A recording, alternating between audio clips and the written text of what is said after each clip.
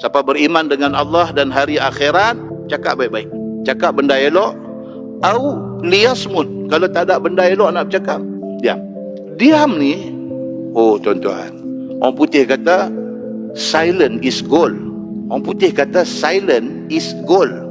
Diam tu berharga. Pasal apa? Bila diam, tak banyak cakap, tak banyak salah. Tak banyak salah, tak banyak dosa. Tak banyak dosa, tak masuk neraka. So silent is gold. Orang putih kata diam itu berharga. Kita susahlah. Kita jenis bercakap tak berhenti. Puasa ke, tak puasa ke, Mekah ke, kepala batas ke, kita pukul borong sama. Pasal itu semua jahanam. Puasa kita jahanam, pergi umrah pun jahanam, pergi haji pun jahanam. Punca pasal apa? Tak boleh jaga mulut. Tu punca dia. Assalamualaikum warahmatullahi wabarakatuh. Innal hamdalillah nahmaduhu wa nasta'inuhu wa nastahdihi wa nastaghfiruh. Wa na'udzu billahi min shururi anfusina wa min sayyiati a'malina. May yahdihillahu fala mudilla lahu wa may yudlil fala hadiya lahu.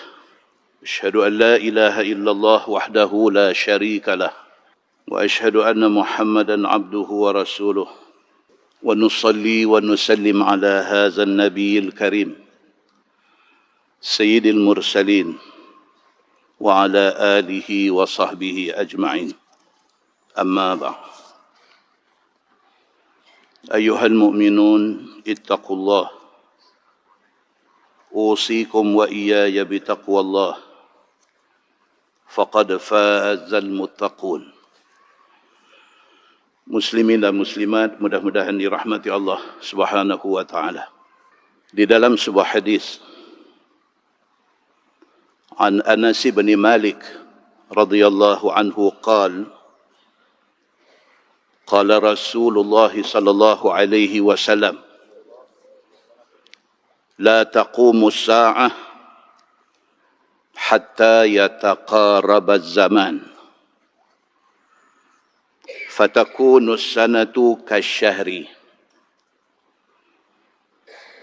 wa syahru kaljumu'ati wa takunu al-jumu'atu kalyawmi wa yakunu al-yawmu kas-sa'ah wa takunu as-sa'ah kadh-dharmati bin-nar. Atau kama qal, hadis sahih riwayat At-Tirmizi. Anas bin Malik radhiyallahu anhu berkata, dia kata Nabi sallallahu alaihi wasallam bersabda, Nabi kata tidak akan jadi kiamat sehinggalah masa terasa cepat. Sehinggakan setahun rasa macam sebulan. Sebulan rasa macam seminggu. Seminggu rasa macam sejam. Seminggu rasa macam sehari. Sehari rasa macam sejam.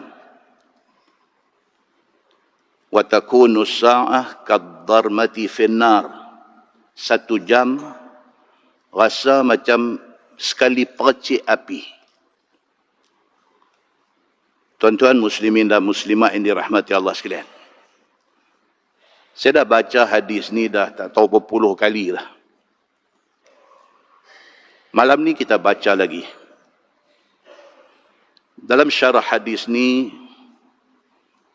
ulama hadis kata bayanan Nabiyu sallallahu alaihi wasallam anna min dhamni tilkal alamatil qiyamah naz'al barakah minal waqti hatta yataqarraba az-zaman ay tunza'al barakah minal waqti fayaqilla al-zaman wa tunza'a faidatuh. Itu syarah dia. Hak ni saya tak pernah baca lagi sebelum ni. Ulama dalam mensyarahkan hadis kata tanda kiamat masa dirasa cepat. Rasa macam kuliah baru aja bulan lepas. Tadi mereka abang, mereka tahu Ustaz 16 bulan. Saya kata mujur tak 20. Masa cepat. Setahun macam sebulan, sebulan macam seminggu, seminggu macam sehari, sehari macam sejam, sejam macam satu percikan api. Dharmah kadharmati minan nar. Sebagian ulama kata macam kita ambil gurih api. Gurih api. Sekali itu dharmah minan nar. Punya lajunya masa ni berjalan. Dalam syarah hadis dia kata, yang dikatakan fenomena masa jadi cepat ini ialah kerana naz'al barakah minal waqti, kerana Allah Subhanahu wa taala sudah tarik keberkatan daripada masa. Masa satu hari 24 jam. Masa seminggu 7 hari. Masa sebulan 30-31 hari sama. Tapi Allah Subhanahu wa taala dia tarik keberkatan masa. Bila dia tarik keberkatan masa, sehari tak cukup untuk kita siapkan kerja kita. Tak cukup. Kita rasa tak cukup. Seminggu tak boleh siap kerja. Sebulan tak boleh siap kerja. Kerja kita tertangguh jadi banyak. Fenomena ini berlaku kerana Allah Subhanahu wa taala sudah tarik keberkatan masa. Sehinggalah berlaku yataqarabaz zaman, sehinggalah kita rasa masa ni cukup laju. Ai tunza'al barakah minal waqti, itulah yang dikatakan Allah sudah tarik keberkatan daripada masa. Fayaqilla zaman, sehingga kan masa itu menjadi sikit.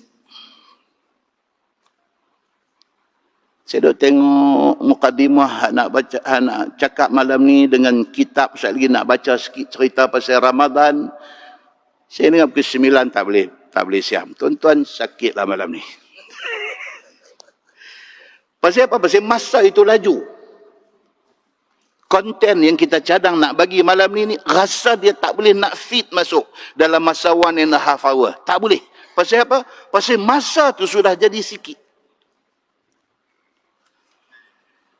Kata Abu Hurairah radhiyallahu anhu, dia kata qala Rasulullah sallallahu alaihi wasallam la taqumu sa'ah hatta yuqbad al-ilmu wa yataqarab az-zaman wa taksur az-zalazil wa tazhar al-fitan wa yakthur al-haraj.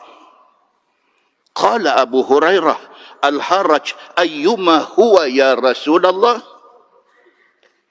Qala Rasulullah sallallahu alaihi wasallam al-qatlu al-qatlu. Atau kama qal, hadis riwayat Imam Ahmad dengan isnad yang sahih. Nabi sallallahu alaihi wasallam bersabda, Nabi kata kiamat tidak akan jadi sehinggalah Allah Subhanahu wa taala dia ambil balik ilmu daripada dada manusia. Makin sari, makin ramai orang nampak macam tak erti ilmu. Macam tak ada ilmu. Dalam syarah hadis dia kata apa? Yang dimaksudkan dengan Allah cabut ilmu itu ialah Allah mematikan para ulama. Makin kurang dah ulama ni yang betul-betul berilmu, yang betul beramal dengan ilmu, makin kurang, makin kurang. Orang mengaji agama ramai. Kalau dulu mengaji agama Al-Azhar saja, hari ini daripada Jordan ada, daripada Morocco ada, daripada Syria ada, daripada Indonesia ada. Local university sahaja, berapa universiti yang menawarkan kursus ijazah dalam bidang agama. Lambakan lulusan agama dalam negara ni sampai tak boleh nak bagi peluang pekerjaan lagi dah. Tapi tak tahu apa salah dia, tak tahu di mana silap dia, tak tahu tang mana tak kena dia.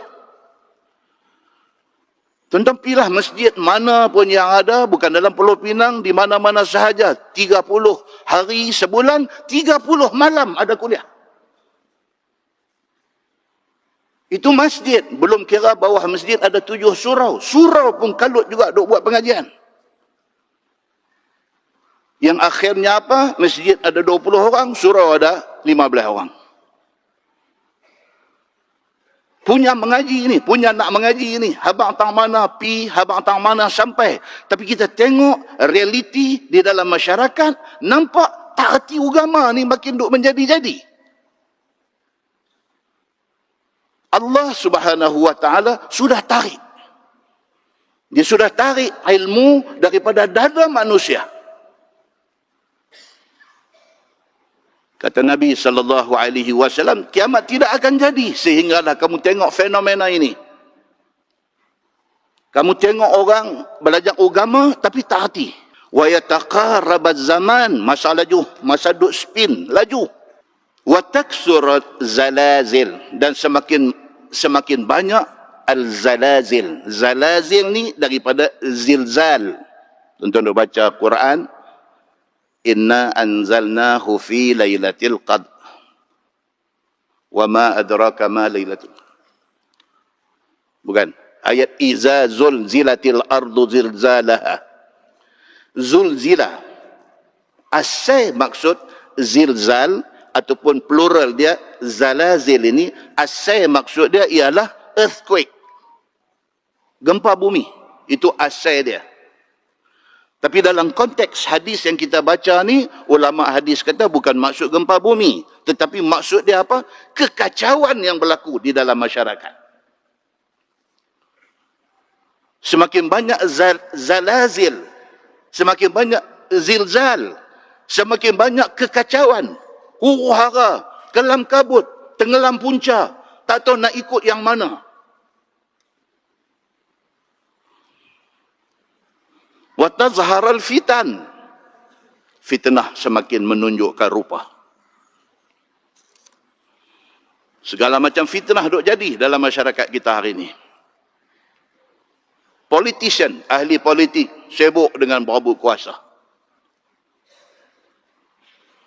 Penguat kuasa, orang yang diberikan amanah untuk enforce undang-undang dan peraturan, kalut nak makan rasuah.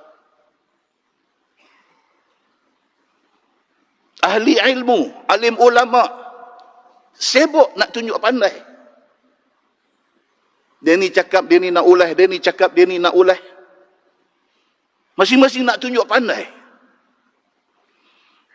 Kontraktor sibuk berebut tender. Kau tim sana, kau tim sini, pasal nak tangkap tender. Kerana duit under counter dapat dekat dia, sedangkan dia tak boleh nak selesaikan kerja yang dia dapat.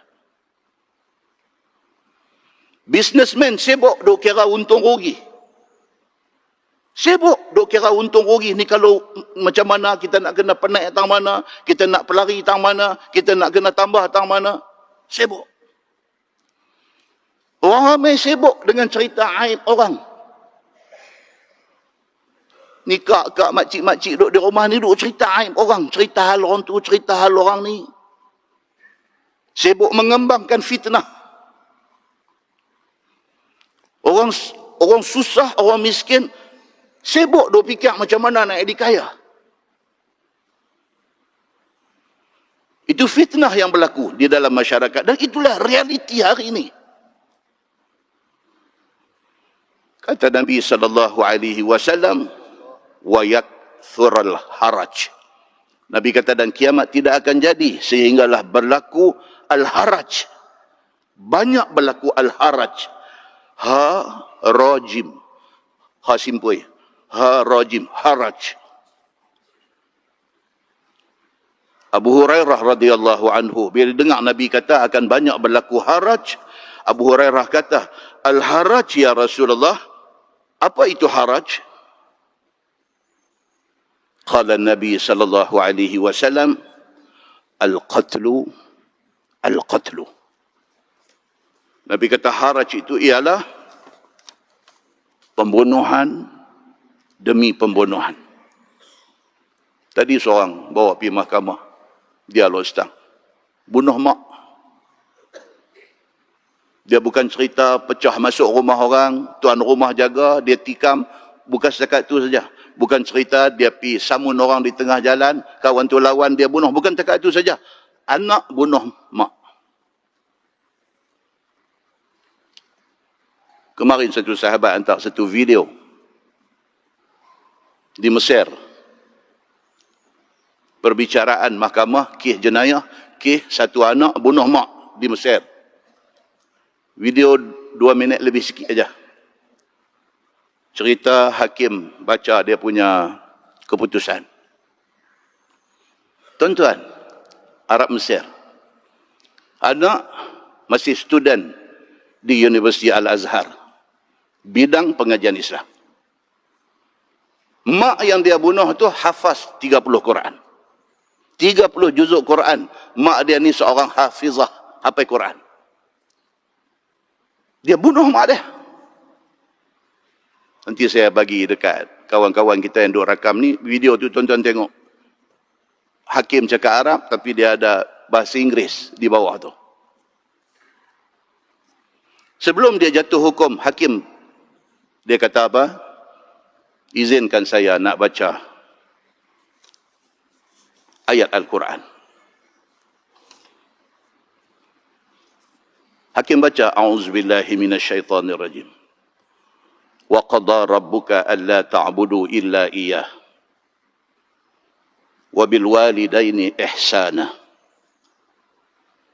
Imma yablughanna 'indaka al-kibara ahaduhuma aw kilahuma. فلا تقل لهما أف ولا تنهرهما وقل لهما قولا كريما. Tuan-tuan, Arab Mesir baca. Allahu Akbar. وَخْفِضْ لَهُمَا جَنَاحَ الذُّلِّ مِنَ الرَّحْمَةِ وَقُلْ رَبِّ ارْحُمَا كَمَا رَبَّيَانِي صَغِيرًا.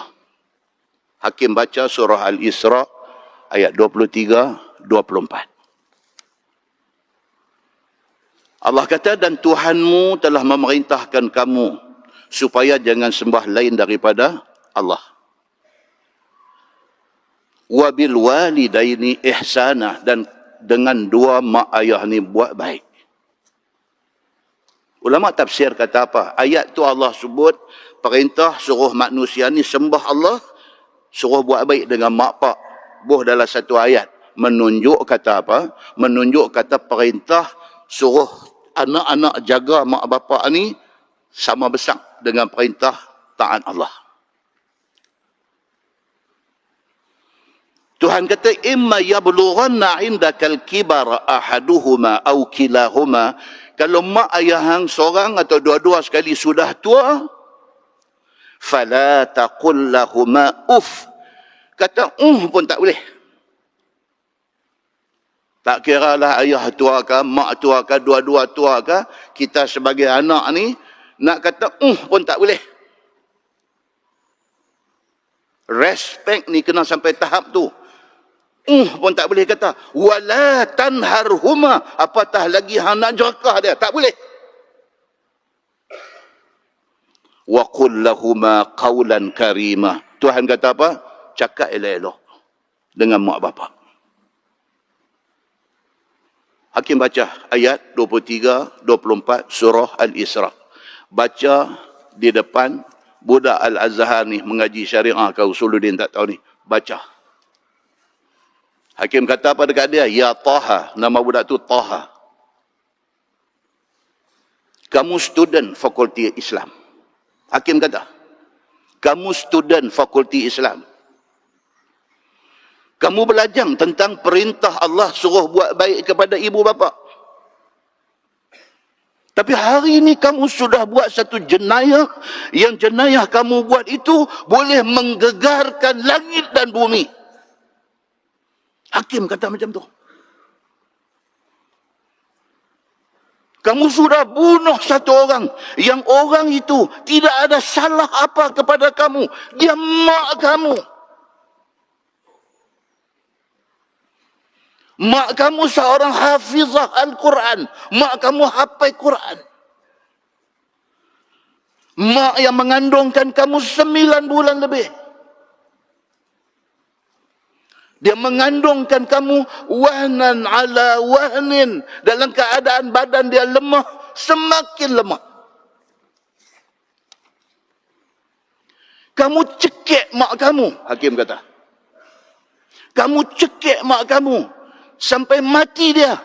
Dia merayu kepada kamu, minta nyawa kepada kamu. Mak kamu kata dekat kamu, lepas mak, kamu nak apa mak akan ikut.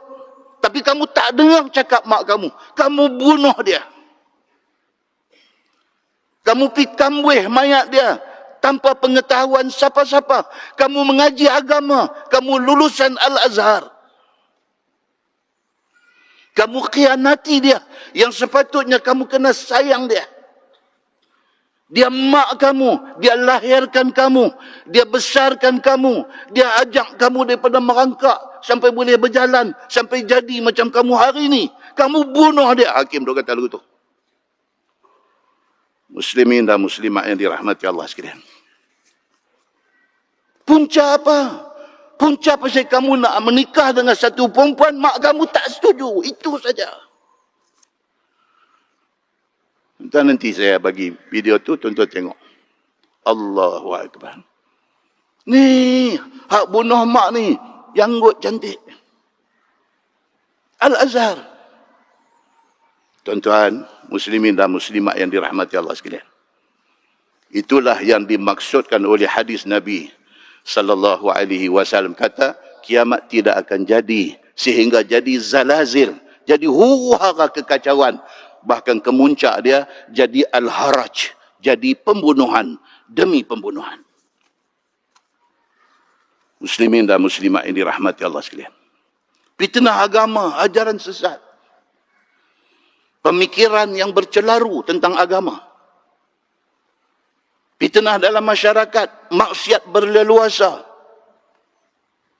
Bergaduh politik, bergaduh pasal aliran mazhab. Negara dan umat Islam tak bersatu. Tak bersatu. Umat Islam dizalimi. Tak ada satu kuasa negara Islam lain yang bangun mempertahankan orang Islam yang kena bunuh hari-hari di Palestin. Update sehingga 9 hari bulan 2, 2026, 72,027 orang sudah terkorban di Gaza. 72,027 orang. Itu update 9 hari bulan 2 tahun 2026. 171,651 injured. Seriously injured. Tangan tak ada, kaki tak ada, kepala rebeh sebelah, tapi masih hidup. Mana dia kuasa Islam? Allah bagi kekayaan kepada semua negara Islam. Jangan cakap Saudi, jangan cakap negeri-negeri Kuwait, Iraq, jangan cakap Malaysia ni yang jauh daripada Middle East pun. Oleh kerana orang Islam duduk sini, Allah bagi minyak keluar di sini. Tapi apa jadi? Kita tak mau bersatu. Kita suka bergaduh. Kita tak mau nak duduk semeja, sembang, bincang, letak Quran dan hadis sebagai hakim yang menentukan siapa betul, siapa salah. Kita tak mau. Kita nak bergaduh. Bukan di Malaysia, satu dunia macam tu jadinya. Tuan-tuan, dalam surah At-Takwir, dalam surah At-Takwir ayat 8-9, ayat 8 dan ayat 9, Tuhan kata apa? Wa idzal mau'udatu su'ilat bi ayyi dzanbin qutilat. Tuhan kata, ingatlah apabila baby perempuan yang dibunuh ini, mereka ditanya. Ayat ni asal dia turun Arab jahiliah dulu, kalau dapat anak perempuan, pergi kambing hidup-hidup. Itu asal dia. Tapi ayat ni apply. Al-ibrah bi'umumi lafzi la bi khususi sabab. Itu kaedah dalam tafsir. Ayat Quran itu kita tak boleh tengok turun pasal apa. Tapi tengok dari segi ibrah pengajaran dia. Semua baby-baby hak mati di Palestin tu semua esok Tuhan tanya baby-baby ini. Wa idzal mau'udatu su'ilat. Apabila anak-anak kecil yang tak ada dosa apa ni, mereka tiba-tiba korban di dalam peperangan ini. Mereka ditanya oleh Allah Subhanahu wa taala, bi ayyi zambin qutilat. Dosa apa hampa ni sampai hampa kena bunuh? Ulama tafsir kata apa? Ini ayat Allah sindir. Allah sindir, indirect. Allah nak tanya kita yang tak mempertahankan mereka, tapi Allah tanya mereka. Allah tanya budak yang menjadi korban ni, hang kena bunuh pasal apa? Apa salah hang? Bukan Allah nak tanya dia. Sebenarnya Allah nak tanya kita. Orang Islam yang melihat kekejaman dan kezaliman itu, tapi tak buat apa. Allahu Akbar. Tuan-tuan, muslimin dan muslimat yang dirahmati Allah. Sedih bila kita tengok, sedih apa yang jadi. Tapi benda ni semua dah dibagi tahu oleh Allah Subhanahu wa ta'ala. Dalam sebuah hadis, tuan-tuan, kita takut, tuan-tuan, keberkatan masa Allah dah tarik kita ni, umur kita. Saya ikut kalender Islam, habis 1447 ni, dia masuk tahun baru hijrah 63, umur Nabi wafat. Nampak macam ceramah drive. Dah masuk zon bahaya dah tu. Nabi wafat umur 63 hijrah. Siapa yang melepasi, lagi bahaya lah. Hak baru masuk zon tu pun mau duk jaga.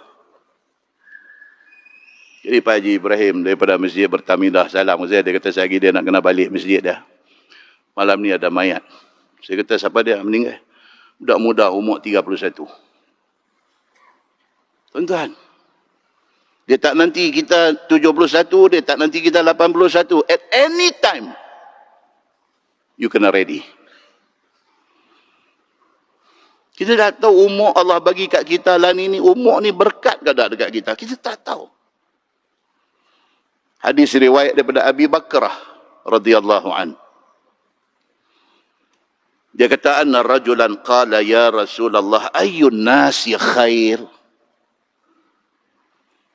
Qala Nabi sallallahu alaihi wasallam, man tala umruhu wa hasuna amaluhu.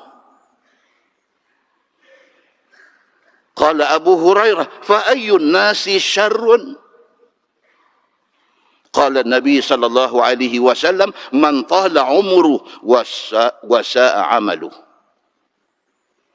Atau kama qala, hadis hasan riwayat Imam At-Tirmizi.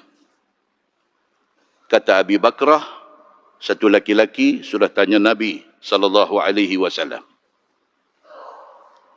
ayyun nasi khair? Ramai-ramai orang ni, orang yang bagus, orang yang macam mana? Qal man tala umuruhu wa hasuna amaluh. Nabi kata orang paling bagus, orang yang umur panjang, amal dia cantik. Allah bagi dia 60, 70, 80, 90 umur. Umur panjang, amalan cantik.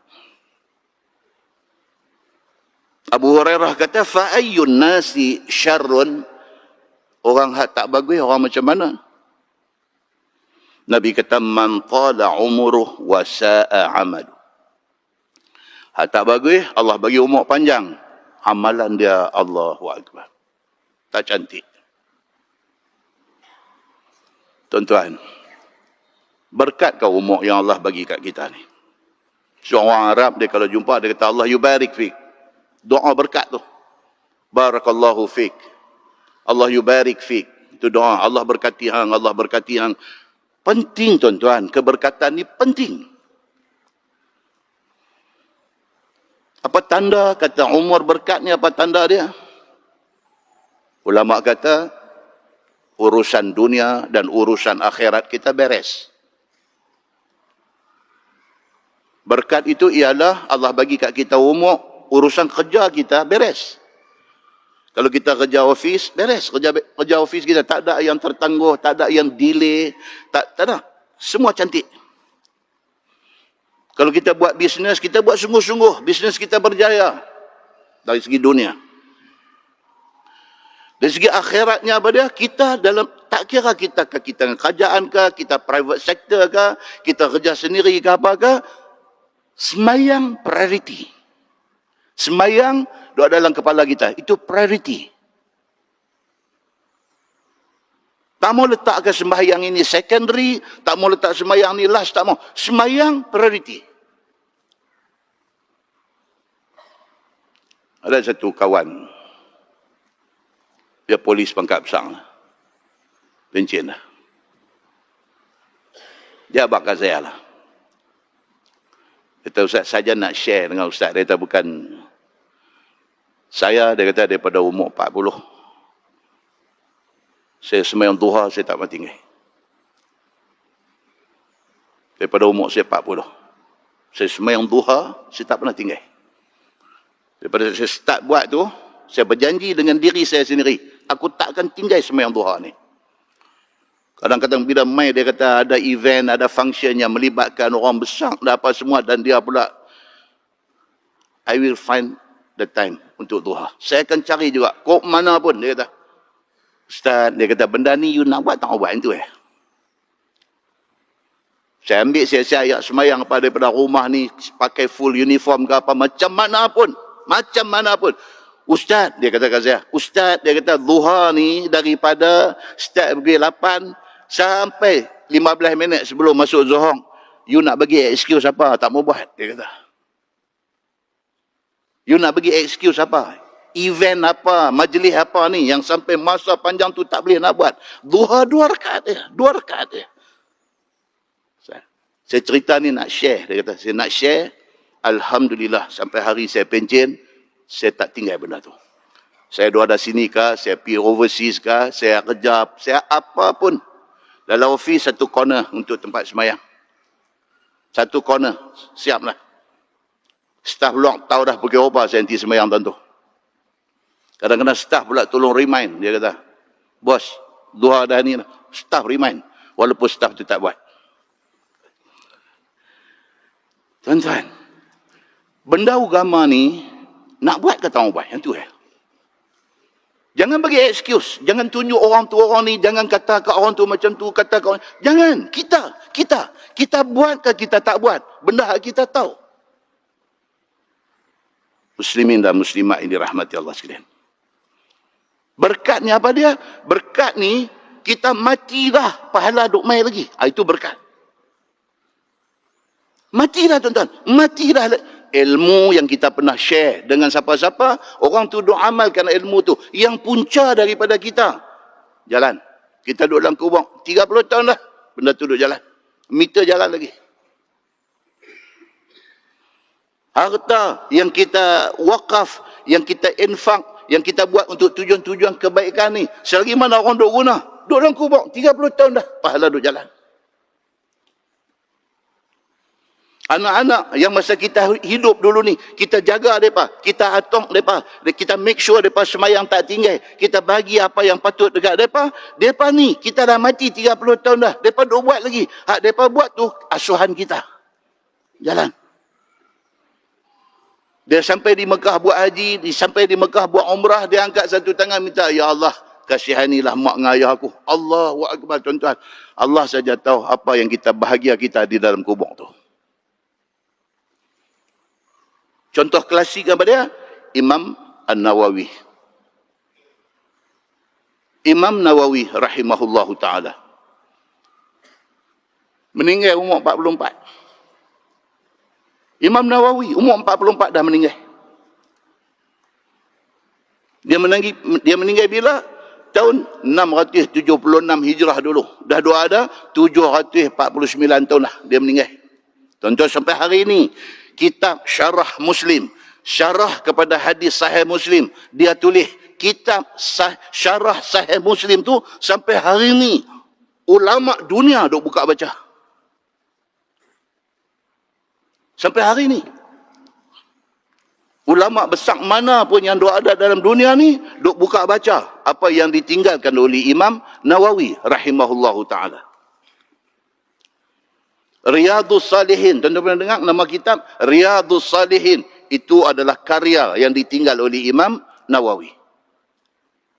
Al-Majmu' Syarah Al-Muhazab, sampai hari ini mufti seluruh dunia bab fiqh buka cari dalam Syarah Al-Muhazab. Siapa tulis? Imam Nawawi tulis.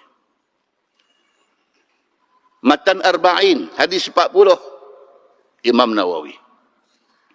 Kitab Al-Azkar, hari ini orang buat translate tak tahu ratus bahasa dalam dunia. Kitab Al-Azkar yang di dalam dia terkandung doa zikir untuk ibadah harian. Siapa yang compile benda tu bagi jadi kitab? Imam Nawawi. Dia dah tak ada berapa lama dah. Pahala duk pergi cari dia di dalam kubur. Tuan-tuan muslimin dan muslimat yang dirahmati Allah sekalian. Itu contoh yang untuk kita dengar dan kita ambil semangat untuk kita nak buat. Bila kita nak buat, selalu kita ni nak kena tunggu sempena baru kita boleh ada kuat nak buat. Sempena dia bila? Minggu depan Ramadan nak main. Kita dulu tu, kita ni kalau saya saja ni dia semangat tak ada. Oh, Ramadan dan dia main semangat. Kan macam siapa kau ustaz mana kau mula dulu mempopularkan sedekah subuh. Betul-betul dengar? Tak ada sedekah subuh. Sedekah ni bila pun pahala dia sama aja. Tapi satu ustaz ni sudah up benda tu, sedekah subuh. Ramai telefon saya, ustaz ni nak tanya ustaz betul-betul ni. Saya kata pernah ke saya tak betul? Dah. Dia kata maksud, dah ni pasal sedekah subuh. Saya tahu okey. Dah betul-betul dia punya exact time tu bila. Dia punya exact time tu bila. Saya kata maksud dia macam mana? Apa? Bukan. Setelah orang cakap kan. Dia nak tanya, dia start dengan bukan lo. Bukan. Padahal bukan pun, betul lah tu. Tapi bukan. Kita cakap dengan dia kata tak. Tak, kita ingat bangkang kita. Tadi dia kata, kita kata juga lah. Tapi tak. Kan? Dia kata bukan.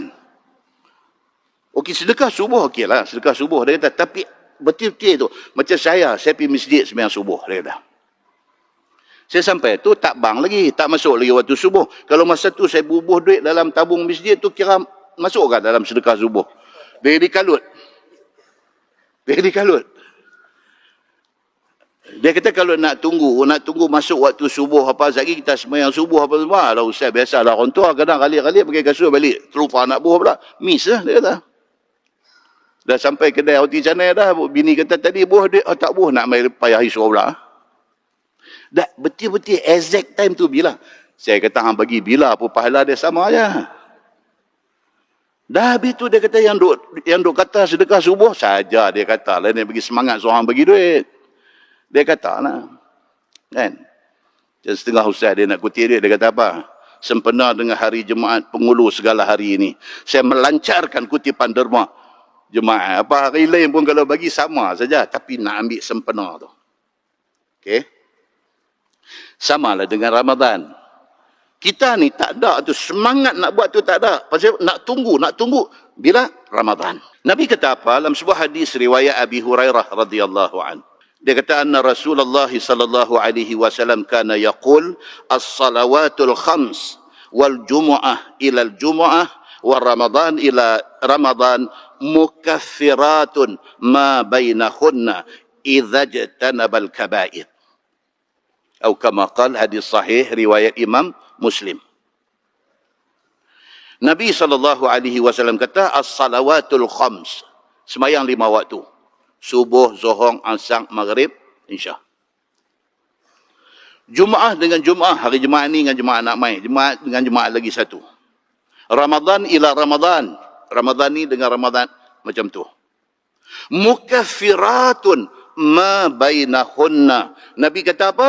In between itu, Allah menjanjikan kifarat dosa. Tuan-tuan, tak usah kita sembahyang maghrib. Sehari kita nak sembahyang isya, insyaAllah. In between ni, Allah menjanjikan kafarah dosa, penghapusan dosa. Macam mana tu? Macam mana tu? Jumaat dengan Jumaat, in between, antara tu Sabtu, Ahad, Isnin, Selasa, Rabu, Khamis, nak jumpa pula jemaat. Allah menjanjikan tempoh masa tu keampunan dosa. Ramadan dengan Ramadan, umrah dengan umrah, Allah menjanjikan keampunan dosa. Macam mana tu? Dia kata maksudnya apa dia? Orang yang selepas dia buat satu ibadat, dia duk ingat nak buat pula lagi sekali. Hati dia macam tu. Dia lepas sembahyang subuh, dia duk ingat ni saat lagi nak kena cari time sembahyang duha. Saat lagi nak Zuhur lagi nak semayang di mana. Dia satu orang yang hati dia macam tu. Hati dia duk ingat, semayang nak semayang. Semayang nak semayang. Dia orang macam tu. Dia main semayang jemaat, dia duk ingat pula. Dia kata minggu depan jemaat lagi nak duduk tang mana, nak parking tang mana. Dalam kepala dia tu, ada keutamaan ibadat itu. Bulan puasa, dia dah buat ni, dah buat ni. Duk ingat pula, Ramadan nak main, dia nak buat apa lagi. Otak dia tertumpu kepada nak buat ibadat, dan dengan syarat apa dia? Dia kata mukaffiratun ma bainahunna idza jitanabal kabair. Dengan syarat in between itu dia tak buat dosa besar. Kalau dia buat dosa besar, void, habis. Janji pengampunan dosa sudah void, sudah batal, habis. Muslimin dan muslimat yang dirahmati Allah sekalian. Dalam syarah hadis, ulama kata apa? Dia kata khuliqal insan da'ifah. Manusia ni, kita ni, Allah cipta kita ni da'if. Da'if macam mana? Yukhti wa yudhnib. Dia kata kita ni tak boleh lari buat silap dengan buat dosa. Tak boleh lari.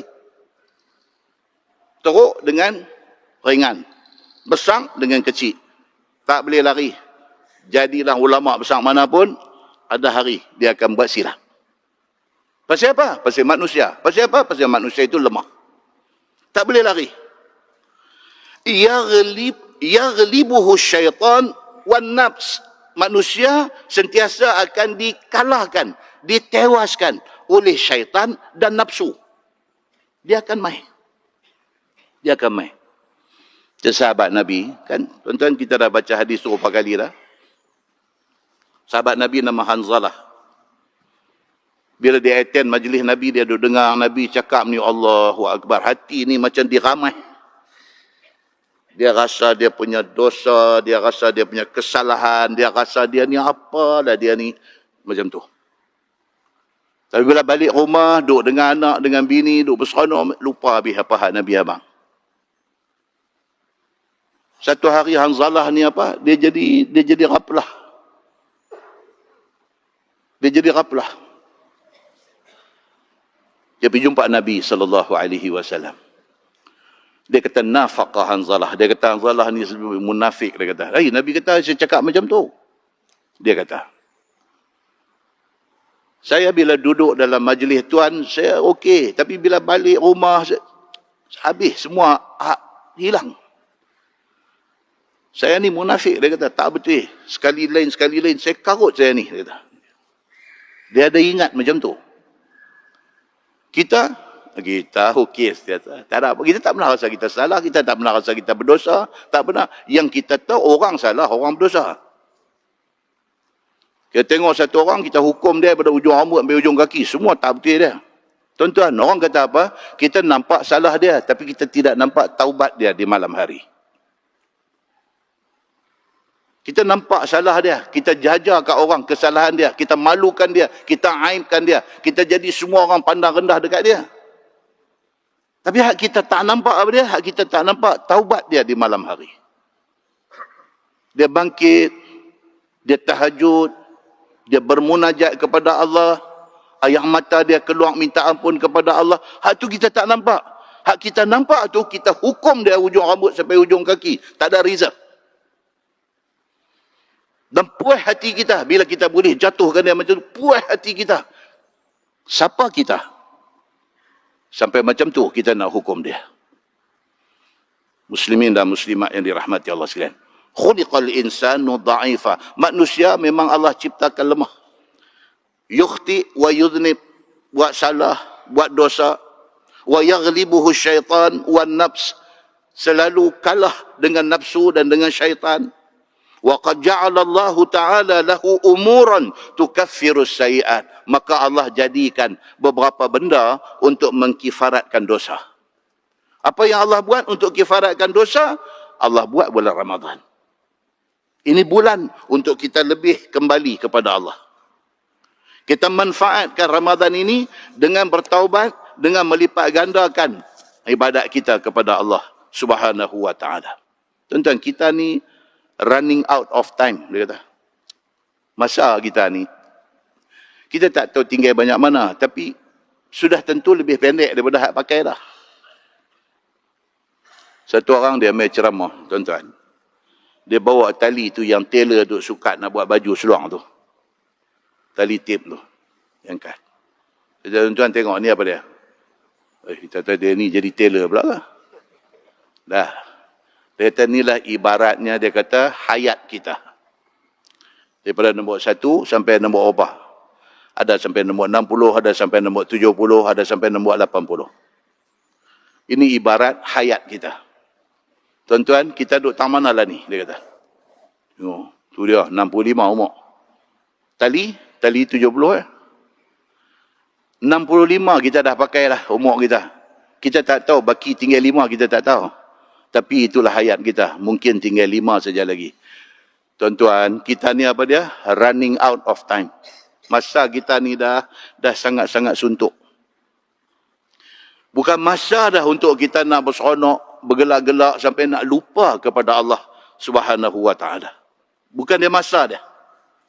Bahkan masa yang Allah Subhanahu wa Ta'ala bagi dekat kita ni, masa untuk kita manfaatkan, untuk kita buat betul-betul apa yang kita tertinggal, apa yang kita kena cover balik sungguh-sungguh. Muslimin dan muslimat yang dirahmati Allah sekalian. Jadikan Ramadan hak nak main ni bulan untuk kita tebus mana salah silap kita. Saya ambil kitab Bahrul Madhi jilid 5 malam ni. Minta maaf kepada orang yang bawa jilid 21. Jilid 5 untuk kita ambil sempena Ramadan. Kita baca tajuk pasal Ramadan. Siapa bawa jilid 5, muka surat 35. Start dengan muka surat 2, 3 dulu. Muka surat 3. Ringkas-ringkas ya. Dia kata bab ma jaa fi fadli syahri Ramadan. Bab yang datang pada menyatakan kelebihan bulan Ramadan. Ketahuilah saudaraku bahawasanya kelebihan Ramadan itu banyak. Maka tiadalah mengumpul akan hadis yang menunjukkan atas kelebihan Ramadan itu oleh Imam At-Tirmizi. Dan setengah ulama ada mengumpulkannya. Seperti yang ada di dalam kitab Ihya Ulumuddin, Imam Al-Ghazali. Imam Tirmizi dia ambil sikit ya.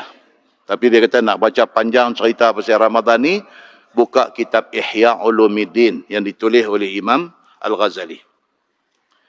Di antara yang diambil oleh Imam At-Tirmizi ialah hadis an Abi Hurairah radhiyallahu anhu qala Rasulullah sallallahu alaihi wasallam iza kana awwalu lailatin min syahri Ramadan suffidat syayatin wa maradatul jin. Itu hadis yang Imam Tirmizi ambil masuk dalam kitab dia. Diriwayatkan daripada Abi Hurairah radhiyallahu anhu. Kata dia sabda Nabi sallallahu alaihi wasallam, bila masuk sahaja awal malam bulan Ramadan, maka diikat segala syaitan yang buas daripada jin. Di sini perbincangan ulama. Betul ke bila masuk malam satu Ramadan, jin, iblis, syaitan semua kena ikat? Betul ke? Sebagian ulama kata yes, betul. Sebagian ulama kata no, yang diikat itu hadis kata apa? Asyayatin wa maradatul jin. Yang diikat itu ialah syaitan dan jin yang ganas-ganas. Bukan semua. General 4 bintang. Siap dengan bunga lawang, siap dengan kerih pedang. Yang ni kena ikat. Yang ni kena ikat. Level-level bawah ni, level-level apa, sarjan, corporal, apa semua ni, yang ni duk main usik juga macam biasa. Lepas ni jalan macam biasa. Kerja jalan macam biasa. Yang kena tambat ni siapa dia? Asyayatin wa maradatul jin. Syaitan dan juga jin yang ganas-ganas. Yang tu saja. Memang kena tambat betul. Maka kerana itu, dia kata, manusia tetap akan dikacau dalam bulan Ramadan. Tetapi oleh geng-geng bawah saja. Hak ganeh dia tak lepas mai. Hak ganeh ni maksudnya apa? Maksudnya hak mai nak masuk dalam kepala suruh bunuh mak ni. Hak ni tak mai. Hak ni tak mai. Pasal apa? Pasal dia dah kena tambat. Masalah, dia kata syaitan dan jin itu kena ikat. Kata Imam Nawawi di dalam syarah Muslim. Ni Imam Nawawi yang kita baca di atas ini. Kata Imam Nawawi dalam syarah Muslim. Adalah jin syaitan itu diikat daripada awal Ramadan.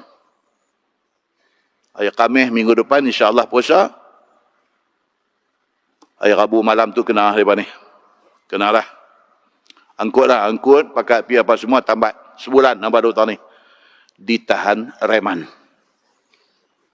Muslimin dan muslimat yang dirahmati Allah sekalian. Tetapi adalah diikat dan dibelenggu itu betul-betul ataupun simbolik, dia kata. Hakiki ataupun majazi. Hakiki maksudnya real, ikat betul. Majazi maksudnya simbolik saja. Dia bukan ikat betul, cuma direhatkan, direman seminggu.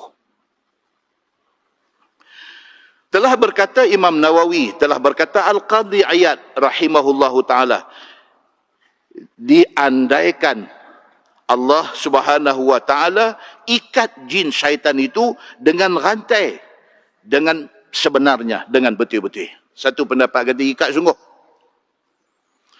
Bukannya ibarat ataupun simbolik, tetapi mereka itu benar-benar diikat. Mereka tidak boleh menyakiti orang-orang mukmin dan tidak boleh menakuti mereka itu. Nampak? Kalau orang itu orang mukmin, orang beriman, dia tak boleh buat apa. Hai dia pergi duk kacau ni siapa? Geng kepiah longgang. Geng ni kena. Hak mana mukmin yang steady, yang dia sepanjang Ramadan ni dia memang fokus betul dengan ibadat, tak ada siapa boleh buat apa depan ni. Dan diandaikan ia ibarat sahaja, bukannya diikat dengan sungguh-sungguh. Satu pendapat lagi kata, no, mereka ni tak kena ikat pun. Itu adalah simbolik. Simbolik, kata iblis itu, syaitan itu diikat. Hanya Tuhan jadikan mereka itu lemah daripada nak menipu dan nak memperdaya orang-orang mukmin dalam bulan puasa. Cuma, general ni tak kena reman. Yang ni duk ada. Cuma Tuhan kurangkan power dia. Tuhan kurangkan power dia. Dia tak boleh nak ganeh macam dia selalu. Bulan Ramadan, power dia Tuhan bagi kurang. Itu satu pendapat. Sehingga jadilah terkurang tipu dayanya dan kurang penyakit yang dibawanya. Dia jadi lemah. Dia jadi lemah daripada nak menghasut dan nak memperdaya orang. Dia kata. Maka jadilah mereka itu seolah-olah diikat dan dibelenggu. Dan pula terikat mereka itu bukanlah diikat dengan tiada dapat rosakkan orang sama sekali. Bukan maksud mereka ni kena ikat, iblis syaitan tak ada langsung. Bukan. Still doa ada. Cuma tak boleh nak mengganas sangat. Ini perbincangan ulama tentang maksud yang kata iblis syaitan diikat dalam bulan puasa. Itu perbincangan dia. Satu ulama kata apa? Dia kata ikat betul. Satu ulama kata apa? No, tak ikat. Cuma gambaran. Tapi Allah kurangkan power dia. Itu perbincangan ulama. Whatever it is, bulan Ramadan ini, iblis syaitan memang tak sekuat macam di bulan lain. Itu kesimpulan dia. Baik. Dia kata, maka diandaikan ada berkuat dengan hadis lain yang menunjukkan yang demikian itu. Maka sekaliannya itu, yang cerita kata syaitan diikat dan sebagainya itu, apabila seseorang mukmin mengetahui yang demikian itu, janganlah lupa dan janganlah lalai daripada buat ibadat di dalam bulan puasa ini. Dah kita tahu Allah dah bagi syaitan ni semua bagi lemah. Jangan kita pergi ikut lemah sama. Jangan. Hak lemah itu iblis syaitan. Kita kena pulun bila mai bulan puasa. Baik. Yang kedua, dia kata syurga terbuka pintu dan neraka dikunci pintu dalam bulan puasa. Ini pula satu lagi. Maka didatangkan hadis yang mengatakan bahawa syurga itu dibuka pintu dalam bulan puasa dan neraka itu ditutup pintu di dalam bulan puasa. Kata dia, wa ghulliqat abwabun nar falam yuftah minha bab. Dikunci segala pintu neraka dan tidak dibuka satu pintu pun. Wa futihat abwabul jannah falam yughlaq minha bab. Manakala pintu syurga itu tidak dikunci, bahkan dibuka semuanya. Ini pula hadis bagi tahu. Bila mai saja satu Ramadan, syurga buka, neraka tutup. Kita tak tahu. Macam mana kita tahu?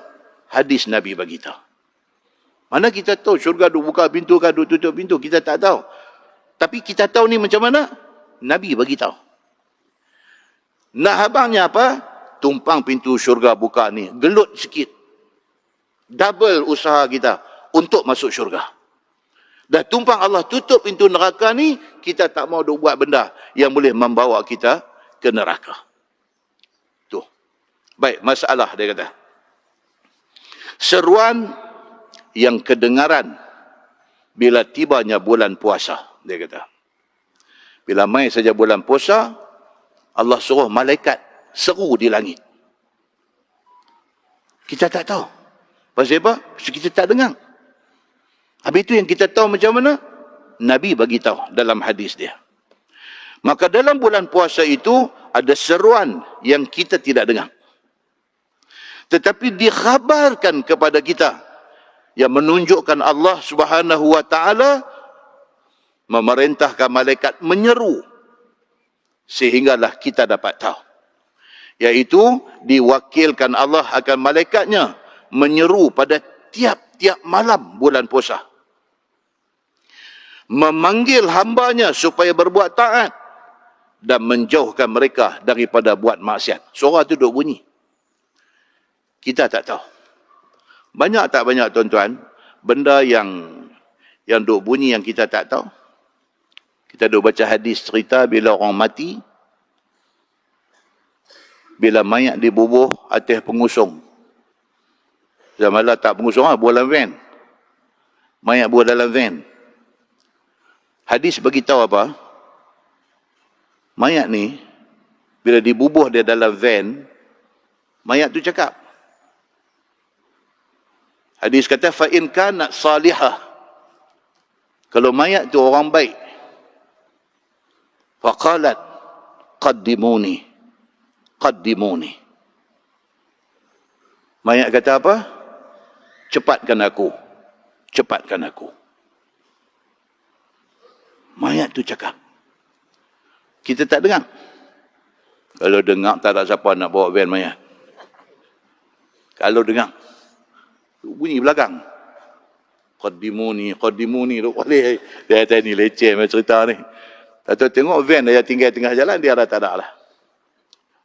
Pasal itu Allah tak bagi siapa pun dengar. Manusia tidak akan dengar.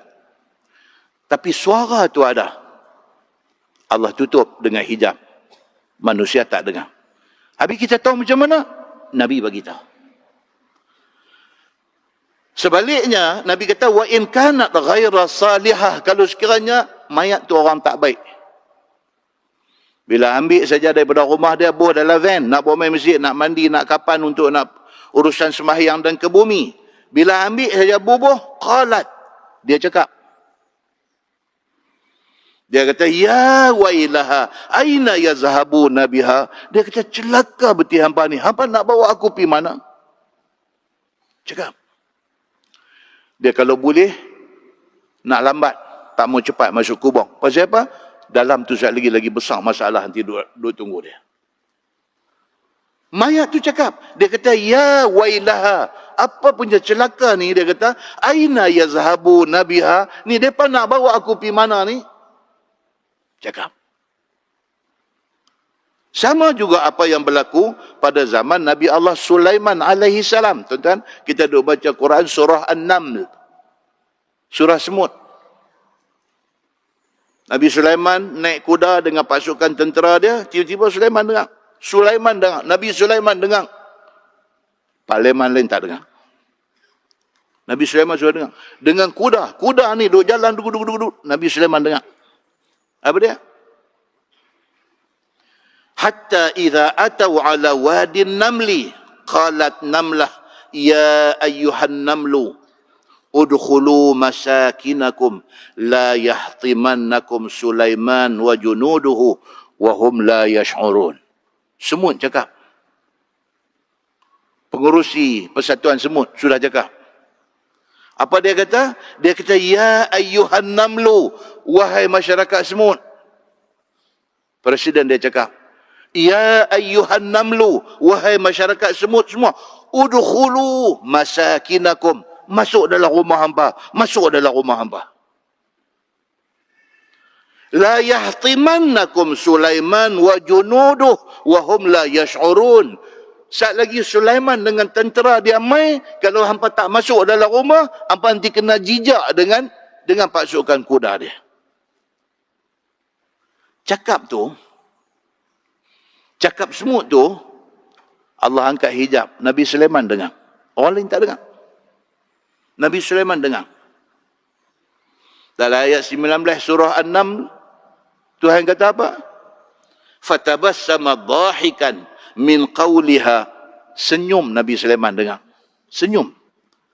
Semua kata, oi, masuklah rumah. Ni Sulaiman dengan geng dia nak lalu ni. Kalau hampa lambat masuk lagi, hampa nanti kena pijak dengan kuda dia. Masuk. Nabi Sulaiman dengar. Senyum dia. Wa qala rabbi auzi'ni an ashkura ni'mataka allati an'amta alayya wa ala walidayya. Dia kata, ya Allah, aku syukur kepadamu kerana bagi nikmat kepada aku. Nikmat ni boleh dengar makhluk-makhluk lain bercakap. Ayat Quran, bukan hadis. Ayat Quran. Dia nak cerita kata apa? Di sana ada satu cerita. Cerita bunyi-bunyi suara yang kita tak dengar. Tapi orang yang Allah izinkan dengar. Samalah dengan bulan puasa. Tiap-tiap malam bulan puasa, malaikat diperintahkan oleh Allah suruh berseru pada tiap-tiap malam. Dia kata apa? Wa yunadi munadin ya baghiyal khair aqbil. Suara ada bunyi di langit tu. Ya baghiyal khair aqbil. Suara tu kata, siapa yang ada ingat nak buat baik, buat cepat. Duk bunyi di langit. Kita tak dengar. Macam mana kita tahu? Allah Subhanahu wa taala suruh Nabi abang kat kita. Tiap-tiap malam malaikat akan kata, siapa yang ada teringat nak buat baik, buat baiklah ni. Wa ya baghiya syarr aqsir.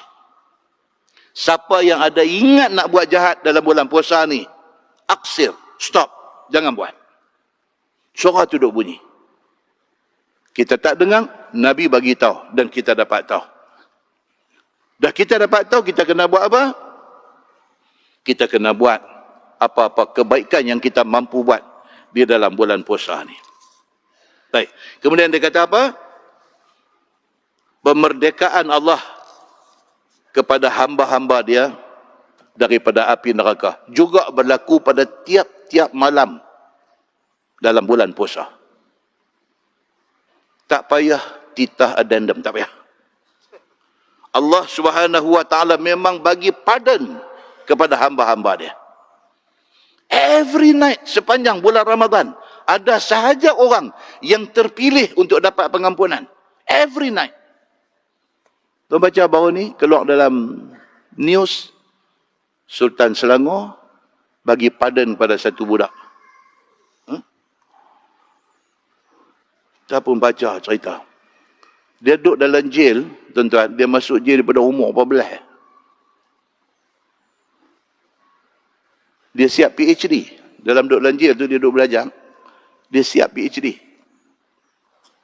Kes dia ni diangkat kepada ke bawah duli tuanku Sultan Selangor. Dan Selangor dengar report pasal dia ni, berkenan untuk bagi pardon, bagi pengampunan kepada dia.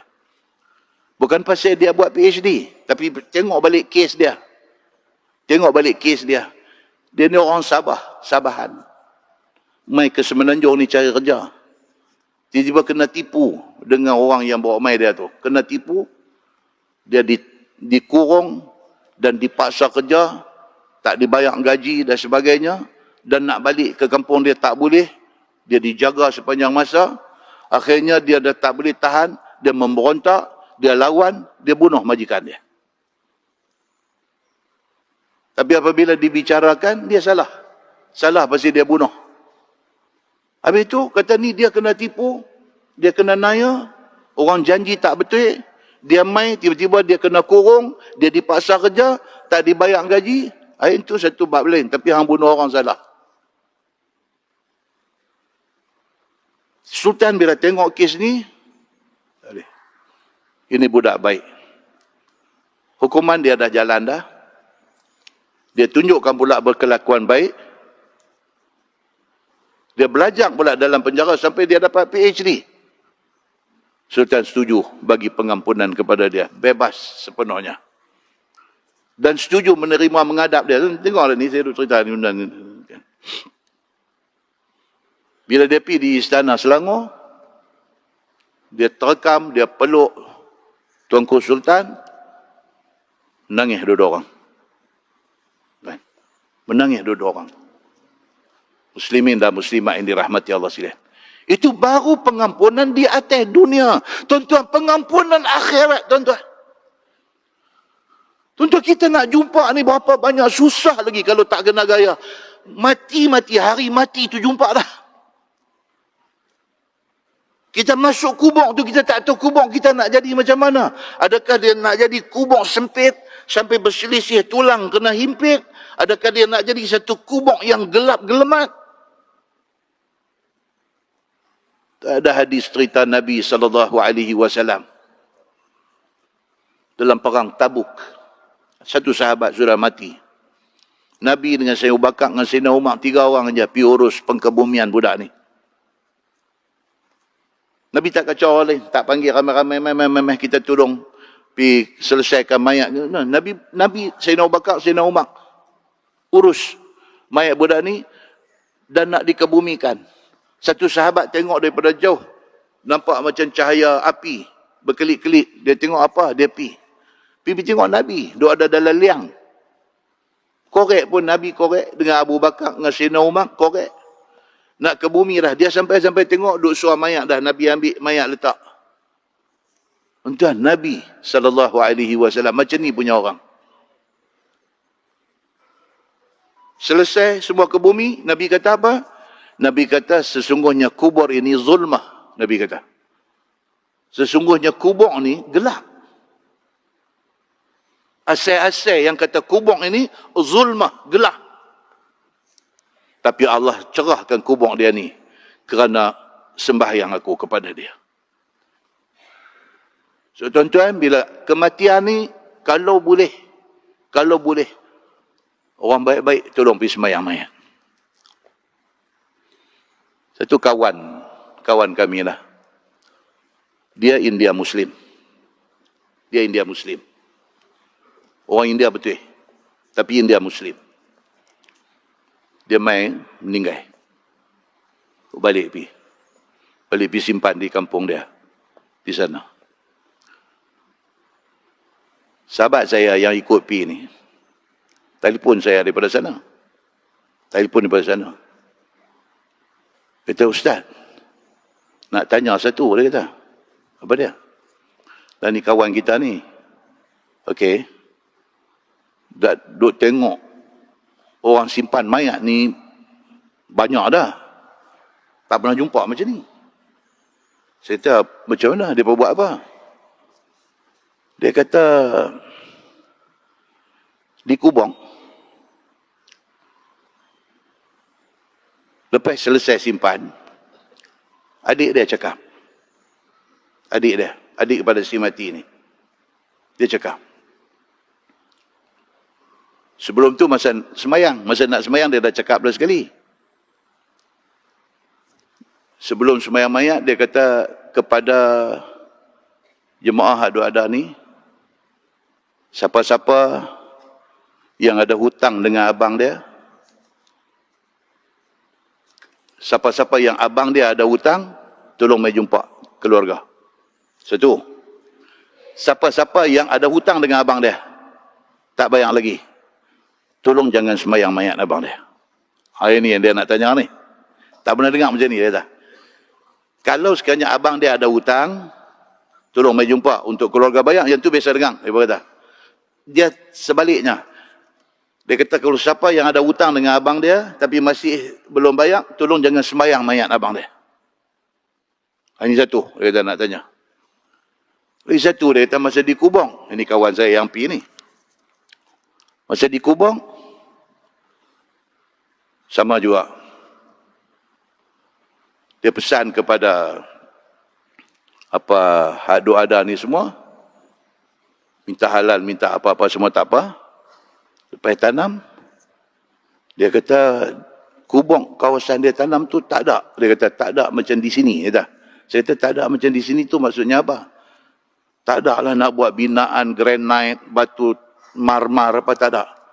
Semua dia kata tu macam duk tengok di Mekah Madinah punya style, dia kata.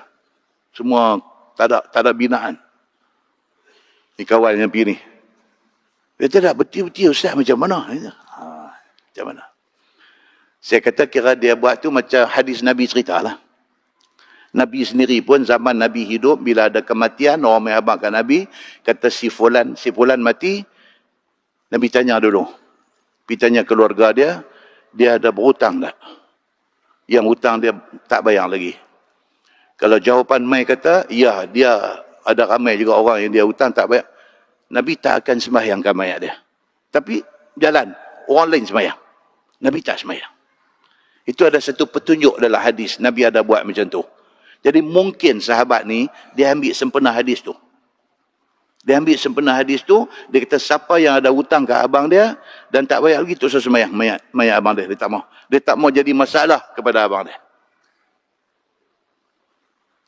Oh, dia kata, oh macam tu lah Ustaz. Hadis kata macam tu lah. Hadis kata macam tu. Nampak tuan-tuan, muslimin dan muslimat yang dirahmati Allah sekalian.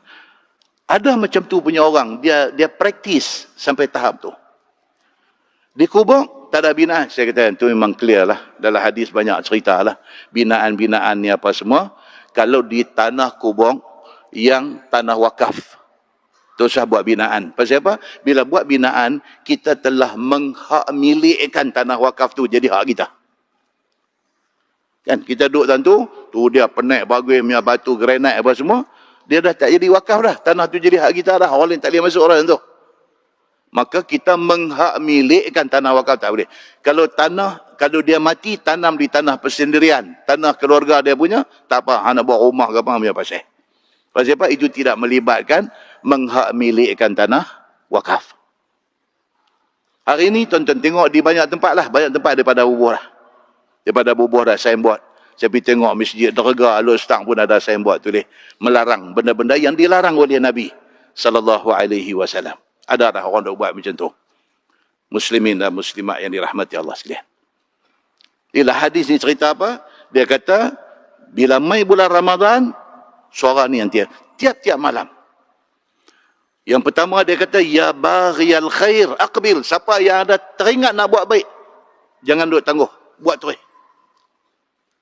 Wa ya baghiyal syarr aqsir. Siapa ada teringat nak buat jahat, stop. Jangan buat. Ini bulan Ramadan. Wa utaqa'u minan nar zalika kullal lailah. Dan tiap-tiap malam dalam bulan Ramadan akan ada di kalangan hamba Allah ni yang terpilih untuk dapat pengampunan dosa. Tuan-tuan, pulun supaya kita salah seorang yang dipilih dalam Ramadan hak nak main ni, yang Allah Subhanahu wa taala ampunkan dosa kita. Baik. Kemudian dia kata apa? Puasa yang jadi terampun segala dosa. Betul ke bila kita puasa ni, dosa-dosa kita Allah ampun, dia kata. Sebuah hadis daripada Abi Hurairah radhiyallahu anhu.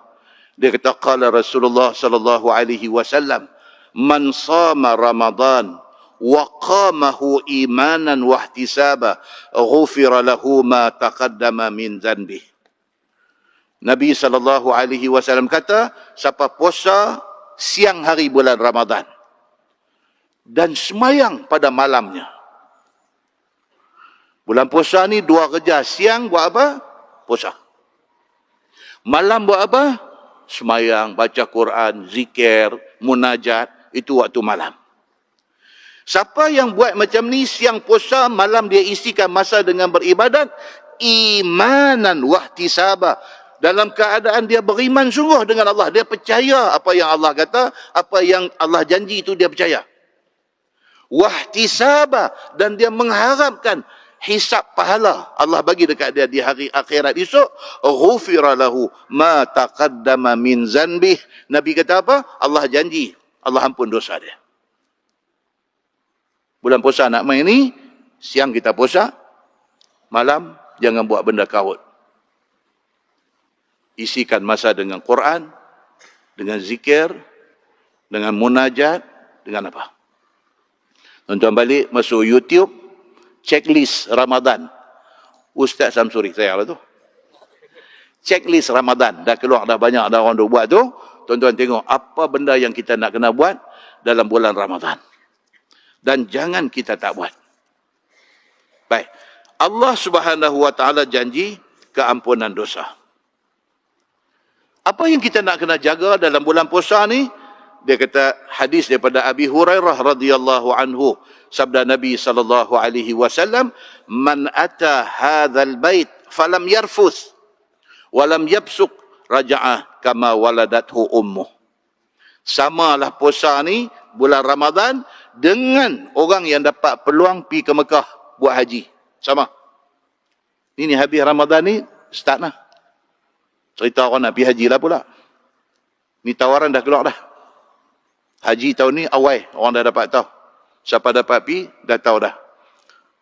Dan tahun ni strict. Very strict. Ada darah tinggi sikit tak boleh lah. Tak boleh pi.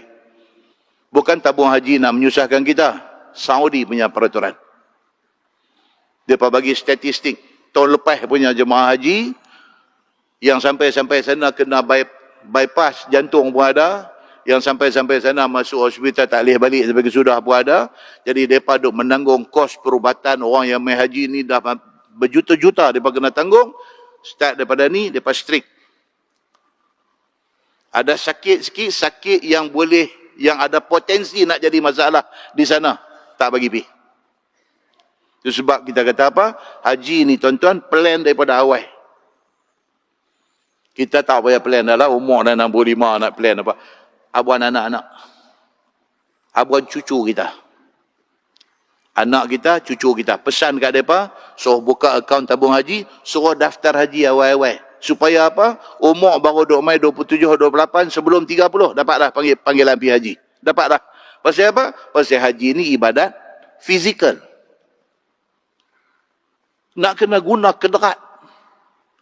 Untuk nak komplit haji itu, nak kena guna kederat. Tuan-tuan bayangkan, kalau sekiranya di Mina, kita kena duduk Mina 2. Mina lah ada 2. 1, Mina 1, Mina 2. Kalau Mina 1, nak pukul kaki, nak main tempat melontang, 3,5 km one way.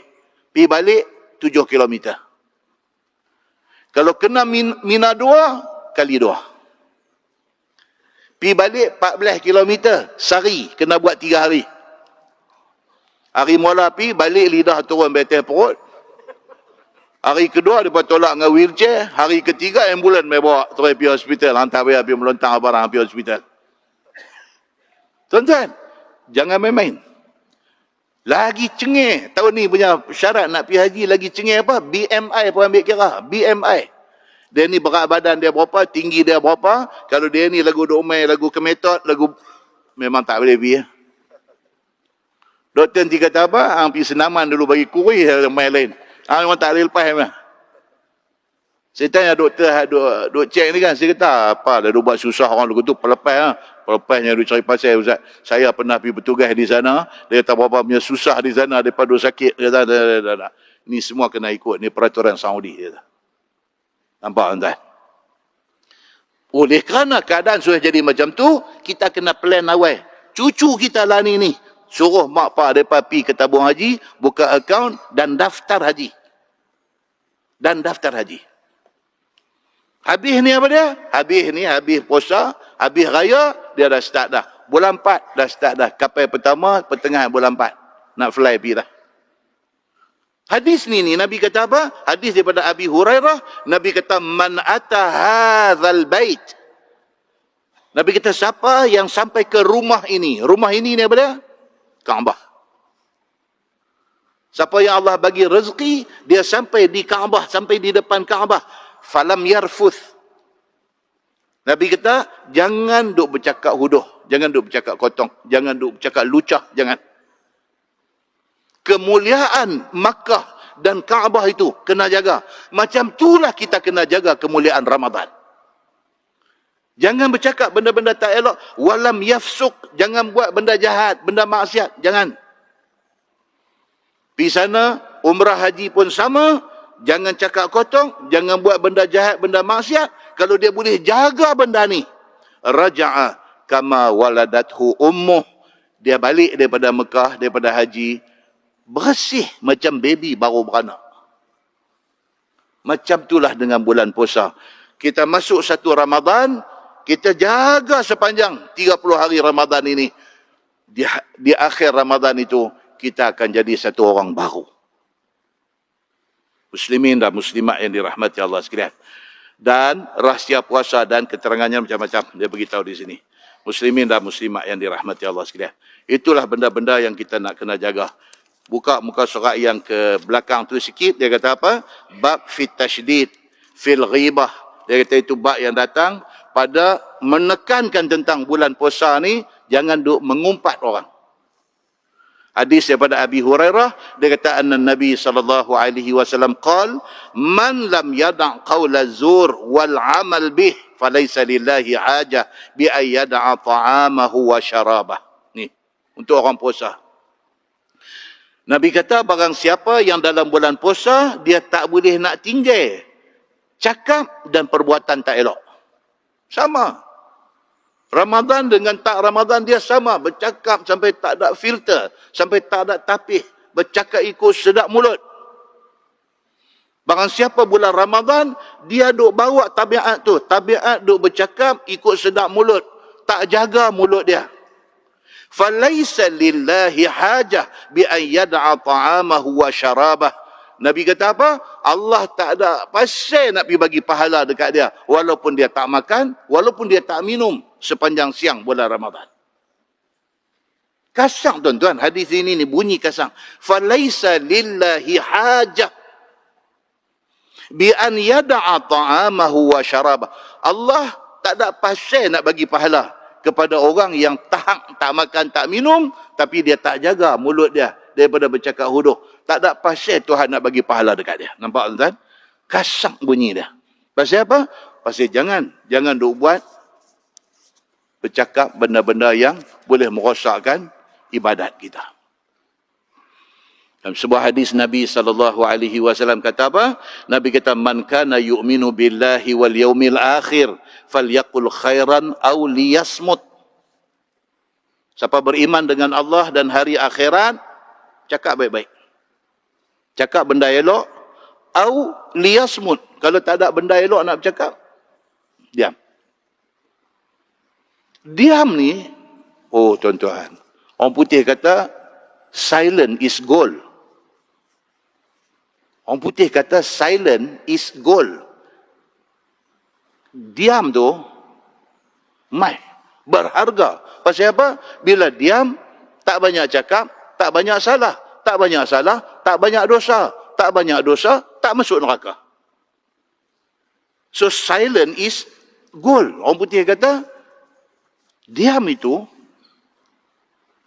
berharga. Kita susah lah. Kita jenis cakap tak berhenti. Puasa ke, tak puasa ke, Mekah ke, kepala batas ke, kita pukul borong sama. Pasal itu semua jahanam, puasa kita jahanam, pi umrah pun jahanam, pi haji pun jahanam. Punca pasal apa? Tak boleh jaga mulut. Tu punca dia. Orang putih dia kata apa? Dia marah orang putih rumah itu kira tak lama nak habis. Orang putih kata shut your mouth. Dia kata. Shut your mouth. Maksud dia apa? Orang kata apa? Shut up you kan. Shut up. Shut. Tutup mulut. Buying a house, shut your mouth. Orang putih kata. Hampir beli rumah baru. Bagus pergi cari tempat kawasan nampak bagus elit nampak sikit duduk. Shut your mouth. Terus duduk ruyuh habak kau orang. Buying a new car, shut your house. Shut your mouth. Beli kereta baru, electric vehicle. Apa semua kan? Shut your mouth. Tu saya duduk canang cerita ke orang ni, saya alhamdulillah ada rezeki lebih sikit. Rumah cerita. Kunung-kunung macam rendah diri je lah. Oh, dia meletup-letup dah lama. Alhamdulillah dia kata adalah sikit hari tu ni dapat apa kan sikit. Hidup biji dari ni. Beli kereta 500,000. Cerita ke orang. Orang putih kata apa? Buying a new car, shut your mouth. Getting married, shut your mouth. Ini bagi kes menikah doa lah. Kan? Pergi penaik seorang lagi, saya dah buat rayuh. Going on a holiday, shut your mouth. Bagus punya pergi holiday dengan family, dengan apa? Tapi ada cerita ke orang. Got promoted, shut your mouth. Naik pangkat. Saya cerita ke orang. Why? Dia kata, 99% why our dreams don't come true is because 99% pasal apa kita punya dreams, kita punya impian tak menjadi. Pasal apa dia kata? Because we open our mouth too soon to the wrong people at the wrong time. Mantap yang kata orang putih ni kan? Mantap. Bila pihak habang kok Melayu dia jadi macam tak mantap. Dia kata pasal apa yang kita ni kadang-kadang benda tu nampak macam nak dapat kat kita, lalai tak dapat. Pasal apa? Pasal kita silap piduk cerita ni too soon. Awal sangat lagi. Sorat tak keluar lagi pun. Piduk abang kau orang dah, aku nak pergi jadi itu, aku nak pergi jadi ini. Awal sangat piduk abang. Sorat orang tak sign lagi. Kita piduk pihak abang kata kita nak pergi, kita nak pergi. Okay. Bila kita pergi bercakap macam tu, dengar kat kutu lain, dia pintai kita lah. Yang tu yang hari ni orang sebut sailang. Kutu sailang lah. Pasal kita pergi duduk cerita, sana sini duduk cerita, kutu sudah sailang.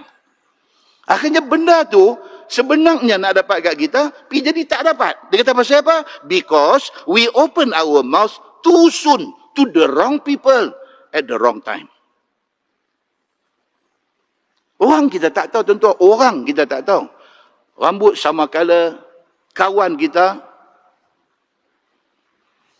Dia kata apa? We are wrong to share our successes with people who only claim to be friends. Satu orang, dia kata dia kawan kita. Kita pergi share macam-macam cerita tentang kejayaan kita dekat dia. Pasal apa? Kita duk ingat dia friend. Dia kawan kita. Kita pergi cerita-cerita kat dia. Remember. Ni orang putih kata, ni bukan hadis pun. Bukan hadis pun. Orang putih. Dia kata apa? Remember, envy and jealousy are enough for people to tear you down. Orang ada ramai ni, kita tak tahu tuan-tuan. Dia suka ke kejayaan kita? Ke dia ada satu jealous? Dia ada envy. Envy ni iri hati. Dia ada iri hati dengan kita. Kita kuno nak pergi share kejayaan kita. Rupanya dia envy dekat kita. So dia buat something bagi kita jatuh. So dia kata apa? Shut your mouth. Tutup mulut. Tak payah duduk cadang cerita macam-macam. The majority of your friends want to see you do well. Dia kata kawan ni memang mereka nak tengok kita sukses. Memang mereka nak tengok, but never better than them. Mereka mahu tengok kita berjaya, tapi jangan lebih daripada dia. Habis lebih pada dia, ada yang mula. Biar kita pergi cerita tu, hak kita cerita tu nak lebih pada dia. Muslimin dan muslimat yang dirahmati Allah sekalian. Itu dialah yang dikatakan hidup ni, dia begitu cerita dia. Baik, last. Tu kata last tu, maksudnya memang nak habis. InsyaAllah. Dia kata apa? Dia kata, sabda Nabi SAW, innama sawmu junnah. Sesungguhnya yang dikatakan puasa itu junnah. Junnah ni shield, perisai. Bila kita puasa, ada satu perisai depan kita. Kita jadi terpelihara, kita jadi terjaga dengan puasa yang kita buat. Kita ingat, kita duduk ada di Mekah, kita duduk ada di Madinah, kita tak adalah nak lolang sangat. Pasal kita duduk jaga Mekah, Madinah tu. Itu jaga kita. Dia jadi shield. Sama dengan kita puasa. Bila kita puasa, kita nak buat benda pelik-pelik, kita duduk ingat, aku puasa. Dia jadi shield. Dia menjadi perisai yang mendinding kita daripada buat benda tak elok. So Nabi kata apa? Innama sawmu junnah. Sesungguhnya puasa itu dinding daripada kita terlibat dalam maksiat. Itu dia buat mai satu maksud hadis. Dia kata bahawasanya, ini hadis ni riwayat Imam Ahmad. Tapi hadis ini dhaif. Tapi riwayat Imam Ahmad. Dan dibawa oleh Syekh Marbawi di dalam kitab ni. Dia kata bahawasanya ada dua perempuan yang puasa keduanya pada zaman Nabi SAW. Maka sangatlah memenatkan keduanya itu oleh lapar dan dahaga pada akhir siang hari. Dua perempuan puasa. Kena pula masa tu cuaca panas. Celah ni lah panas. Orang masjid telefon saya tadi. Kami tahu lah dia dah. Kita apa pula ni? Sini tak hujan sebulan lah tuan-tuan. Sini. Kepala Batas ni tak hujan sebulan. Lepas kata saya tadi, tahu dah. Kalau tak hujan, kena panggil Ustaz Samsuri buat kuliah. Dia main hujan. Saya tahu itu tak betul. Itu kurafat. Itu kurafat. Memang Allah memang dah jadual dah nak turun hujan hari ni. Dah, dia kata dah. Lepas ni kalau kemarau, Ustaz kena main buat kuliah. Sudah. Kan? Ini cerita dia. Okay? So, dia kata dua orang perempuan ni puasa. Kena pula musim panas terik. Entahlah, Mekah, Madinah ni kalau kata panas, ni season haji tahun lepas, tahun ni haji kita pergi last year, macam mana panas dah. Oh, tuan-tuan, panas tuan-tuan. Madinah pula sekali dia main sejuk sampai orang sakit. Dia ekstrim. Panas ekstrim, sejuk ekstrim. Dua orang perempuan ni puasa waktu panas terik. Sehinggalah hampir keduanya binasa. Tak boleh tahan. Puasa ni panas terik sampai tak boleh tahan. Maka menyuruh keduanya itu akan orang pergi minta izin kepada Nabi SAW nak buka puasa sebelum sampai waktu. Tak boleh tahan. Dia minta seorang, tolong saya pergi bagi tahu dekat Nabi. Kata kami dah tak boleh lah. Cannot stand anymore. Untuk puasa ni tak boleh tak kami nak buka puasa. Maka dikirim oleh keduanya itu kepada Nabi SAW. Ada orang pun pergi jumpa Nabi SAW, abang. Dalam riwayat Imam Ahmad, dia detail lagi. Bila dia ni pergi jumpa Nabi, dia kata, ya Rasulullah, ni saya nak bawa satu kes perempuan dua orang puasa, dan mereka dah tak boleh tahan dah, mereka minta nak buka puasa awal. Macam mana? Nabi beralih ke lain. Tak mau layan. Dia ni turut Nabi. Dia pergi kata dekat Nabi, dia kata, ya Rasulullah, tapi saya takut kalau tak bagi mereka buka puasa, aku mati dua orang ni. Dia pergi kata lagu tu. Dua kali. Nabi kata apa? Panggil mai. Ni dalam riwayat Imam Ahmad. Nabi kata panggil mai. Mailah dua-dua perempuan ni. Bila mai ni dia kata apa? Nabi SAW suruh keduanya itu muntah di dalam satu bekas. Ambil satu qadah dalam riwayat Imam Ahmad, dia kata qadah. Qaf dal ha. Qadah ni maksudnya macam besen. Ambil bagi dekat seorang tu. Nabi kata dekat dia, hang muntahlah ni. Minta nak buka puasa. Nabi buat mai satu bekas, Nabi kata muntah. Muntah. Maka muntah dia di dalam bekas kosong itu. Keluar daripada muntahnya itu darah, nanah dan daging mentah. Inilah hadis riwayat Imam Ahmad. Keluar daripada muntah dia itu darah, nanah dan daging mentah. Lepas tu Nabi bagi dekat kawan yang seorang ni daripada orang. Muntah, Nabi kata. Dia pun muntah. Sama juga. Keluar darah, nanah dan daging mentah. Lepas tu Nabi kata apa? Nabi kata dua orang ini berpuasa menahan diri daripada makan dan minum benda halal. Tapi mereka berbuka dengan benda haram. Nabi sudah berkata macam tu. Mereka dua orang ni puasa. Puasa maksudnya apa? Maksudnya tak makan nasi. Tak minum ayam. Sedangkan nasi, kurma, ayam ni semua ni halal. Mereka menahan diri puasa daripada makan benda halal. Tetapi Nabi kata apa? Mereka ni telah pun membuka puasa dengan makan benda haram. Apa yang mereka makan? Mereka makan daging saudara mereka. Mereka mengumpat saudara mereka sendiri. Pasal apa Nabi kata lagu tu?